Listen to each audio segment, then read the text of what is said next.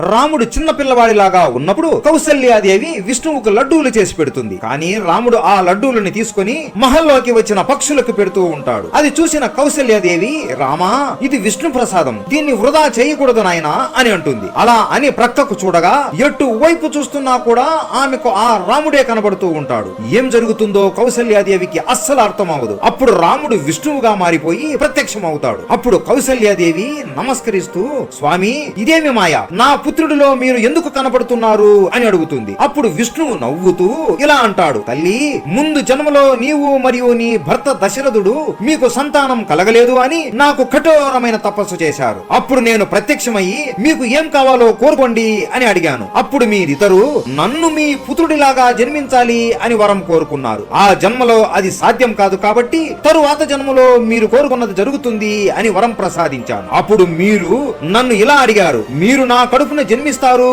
అని నాకు తరువాత జన్మలో గుర్తు ఉండదు కదా, మీరే ప్రత్యక్షమై నాకు చెప్పండి అని అడిగావు. అందుకే నేను ఇప్పుడు వచ్చి మీకు ఇదంతా చెబుతున్నాను. ఈ రాముడు ఎవరో కాదు, నా స్వరూపమే అని చెబుతాడు. అది విని కౌసల్యాదేవి ఆనందంతో ఏడుసు, స్వామి, ఇప్పుడు మీరు చెప్పినది ఏది నాకు గుర్తుకు ఉండకుండా చేయండి. ఎందుకంటే మిమ్మల్ని నేను ఒక భక్తురాలిలాగా కాకుండా ఒక అమ్మలాగా ప్రేమతో పెంచుతాను అని అంటుంది. అది విని విష్ణువు సంతోషించి అమ్మా అని కౌకిలించుకొని ఆమెకు ఇదంతా గుర్తు లేకుండా చేస్తాడు. అలా మన రాముడు భూమి మీద ఇలా జన్మించాడు. అందరూ చెప్పండి, జై శ్రీరామ్.